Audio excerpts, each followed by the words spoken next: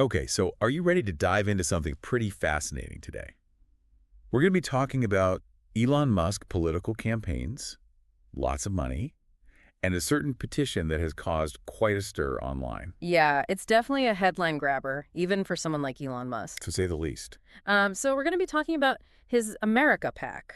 Yeah, okay. And that's a group that has this ambitious goal of registering a huge number of new voters. hmm And the way they're going about it is very I unconventional. was going to say unconventional is putting it mildly $1 million a day to a lucky petition signer that's not your average online campaign. Right. And they're also trying to sweeten the deal with $47 referral bonuses. Wow.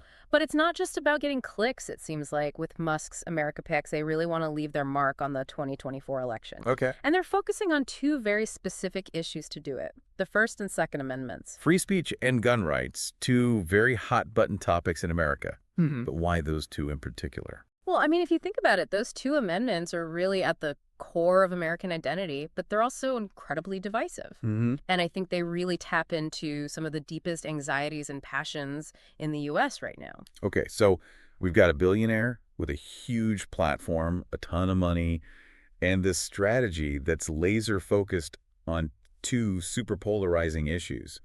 What's the game plan here?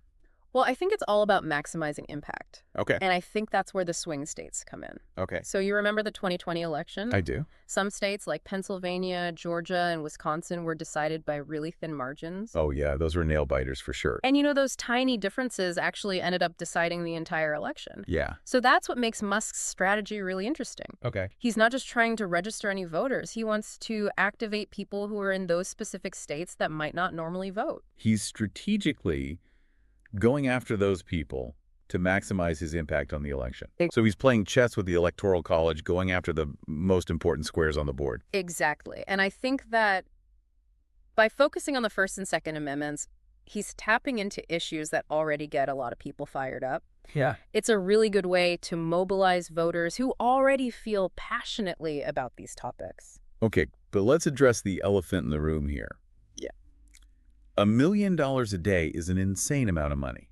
It is. So what does that say about the role of wealth and money in influencing politics? Well, that's the million-dollar question, isn't it? Yeah. And it's something that started a lot of debate. Yeah. So some people see this as Musk just exercising his right to participate in the political process. Right. Just like anyone else can donate to a cause or a campaign they believe in. So it's fair game in politics. Well, on the other hand, some people argue that this kind of spending creates an unfair system Okay. where billionaires like Musk have way more influence on elections than they should, and it drowns out the voices of the everyday citizens. So we have this tension between freedom of speech, the right to support the causes we believe in, but then this potential for that support to be so loud that it drowns out other opinions, Yeah. especially when it has such a hefty price tag. Exactly. Yeah. And it gets even more complicated when you think about the specific amendments that are at the core of this campaign. Okay. So let's take free speech.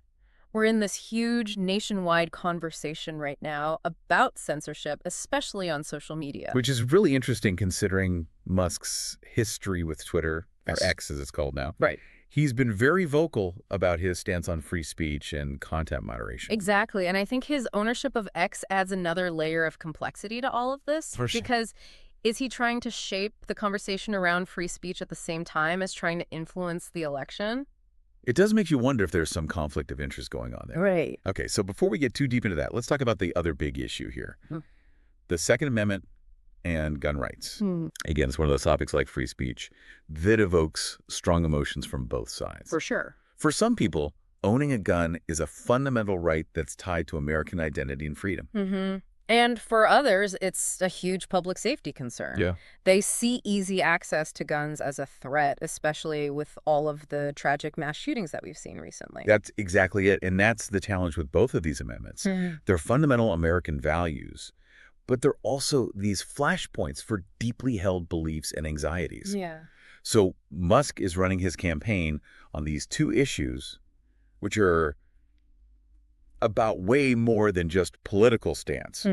He's trying to appeal to people's core beliefs about what America is and what it should stand for. Exactly. And I think that's what makes all of this so fascinating. Yeah. We're watching as money, technology, and deeply held values are all shaping the political landscape. Like a perfect storm of factors all colliding at the same time. Yeah. Wow. And I think the results of this election could have ripple effects for years to come. We're not just talking about who's going to be in the White House. Right. This is about how campaigns are run, how people wield influence, and what it means to participate in a democracy when you have billionaires with massive platforms and even bigger checkbooks.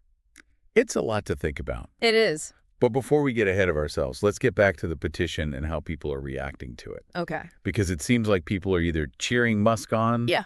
or they're really concerned about this whole thing. You're absolutely right. Yeah. It's a real mixed bag. Okay. And I think it really depends on where people stand on free speech, gun rights, and the role of money in politics. So on one hand, you have people who see Musk as this hero, Right. a maverick who's shaking things up and challenging the status quo. They like his boldness and the fact that he's not afraid to put his money where his mouth is. Yeah, they admire his willingness to take risks. Right. And for them, this is about more than just one election. This is about pushing back against what they see as government overreach, censorship, and this erosion of individual liberties. So they see him as someone who's fighting for their rights, their right to free speech, their right to bear arms, and their vision of America. Exactly. And on the other side of the coin, Yeah. you have people who are very troubled by all of this. Okay. They see what Musk is doing as a very dangerous precedent and a sign that wealth and influence are harming the democratic process. So it comes down to this question of fairness and equality in a democracy. Yeah. If someone is rich enough to throw millions of dollars at an election and potentially influence the results, where does that leave the rest of us? That's their concern. Yeah. They're worried that everyday citizens don't stand a chance when billionaires can just buy influence and control elections. And it's not even just about the money itself, is it? It's about how that money is being used to manipulate. That's a really important point. Yeah. Critics say that when you offer people money to engage in politics, it makes you question how genuine they're being. Right. Like, are they signing that petition because they really care about the First and Second Amendment, or are they hoping to win $1 million? It makes you question what genuine political engagement even means when you have all this money and technology intertwined in our lives. It's a tough question with no easy answers. Yeah. And I think it's a question we'll be grappling with for a long time. It's been fascinating to dive into this petition with you today. Yeah. This situation is a glimpse into how money, technology, and our values are all reshaping how U.S. politics work right in front of us. Yeah, it's pretty incredible. We'll be right back after the break to talk more about this and what it might mean for the future of democracy. Sounds good. Like, we've stepped into this high-stakes political game, and we're watching the rules being rewritten right in front of our eyes. Yeah. And, like, the players are different now, too. It's not just politicians. Yeah. We have these billionaires like Musk with all their money and influence, and they're really tipping the scales using technology in ways we've never seen before. Yeah. I mean, this is definitely not how things used to be done in politics. At all, yeah. And it makes you wonder about what a level playing field in a democracy even means anymore, you know? Yeah. Like, is that even possible when people have so much money that they can use to control the narrative and get voters to do what they want? And that's what I find so interesting about this whole situation, right? We're seeing the limits of political influence in the digital age play out in real time. Yeah, and what's crazy is how high the stakes are. We're not just talking about who's going to win this one election. Right. This is about the future of democracy in America. What if this is the new normal? What if billionaires can just bankroll whoever they want and target voters with this crazy level of accuracy? What does that even mean for the average person's vote? Does it even matter?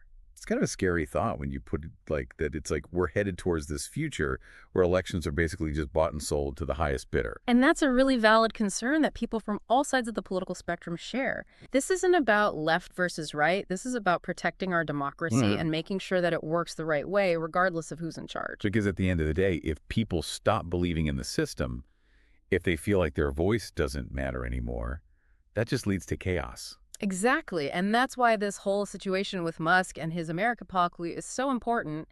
It really shows us what we're up against when we're trying to keep our democracy healthy in the 21st century.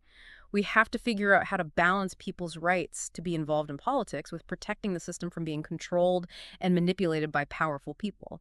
That is a tough thing to balance, especially now when information spreads so fast online And technology is being used to target and influence voters in ways we barely even understand. Definitely. And I think everyone's going to need to work together to figure this out. We need to talk openly and honestly about the influence of money in politics and the way that technology is impacting elections. And I think we need to teach people how to be smarter about what they see online. So it's not just on the billionaires and the politicians to fix.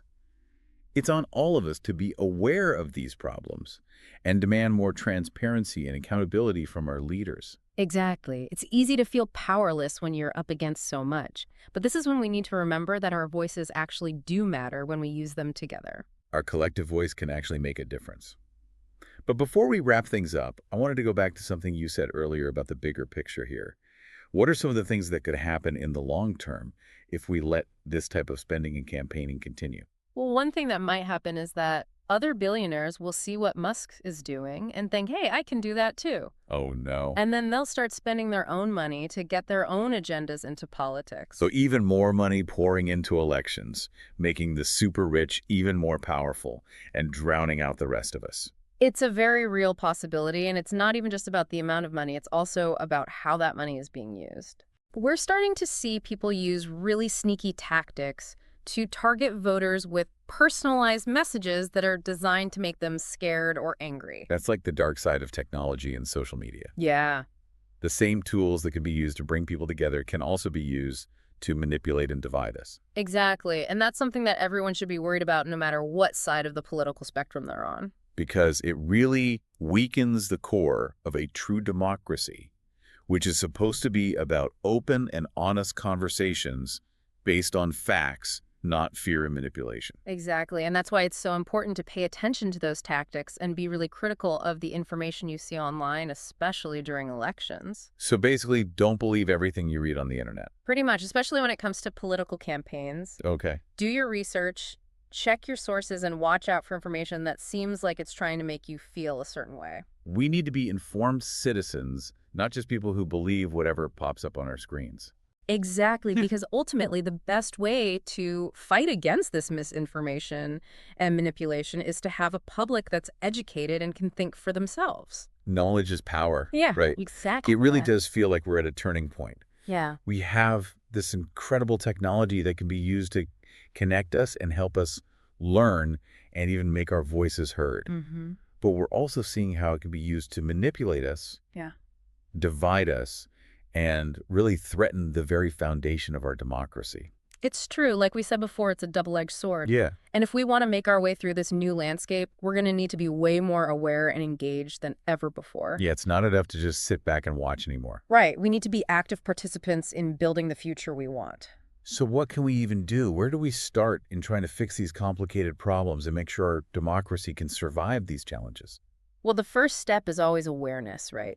We have to educate ourselves and everyone around us about how this is all working, how money and technology are being used to control our political system. We need to understand how these tactics work, who's behind them, and what could happen if we let them go unchecked. So like they say, knowledge is power. Exactly. But what about actually doing something? Is there anything we can do as individuals to make a difference in this system that seems so huge and impossible to change? Actually, there is.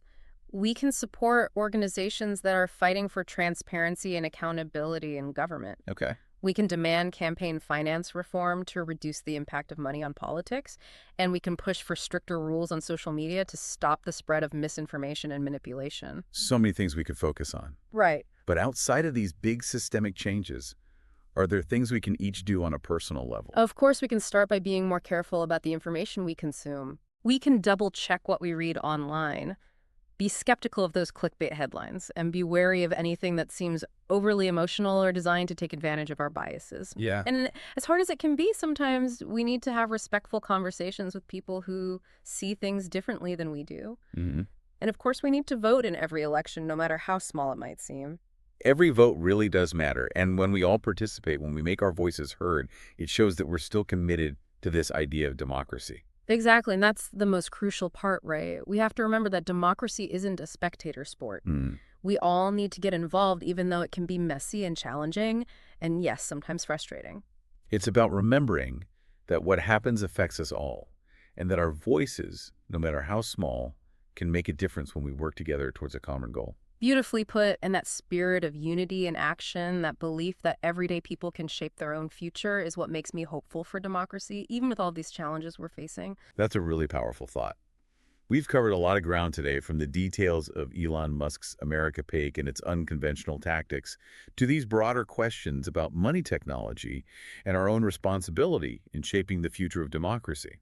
Yeah, it's been a fascinating conversation. I hope our listeners are thinking about all of this and maybe feeling a little bit inspired too. Because ultimately, the future of our democracy is not up to someone else to decide. It's in our hands. We're creating it every single day through the choices we make, the actions we take, and that unwavering belief in the power of our collective voice. Yes, to making sure our voices are heard loud and clear. And to never forgetting how precious democracy is and how important it is that we all play our part in protecting it. Well, that's all the time we have for today's deep dive. Thanks for having me. It was great to be here. Thanks for joining us. Until next time, keep asking those tough questions, keep learning, and keep those conversations going.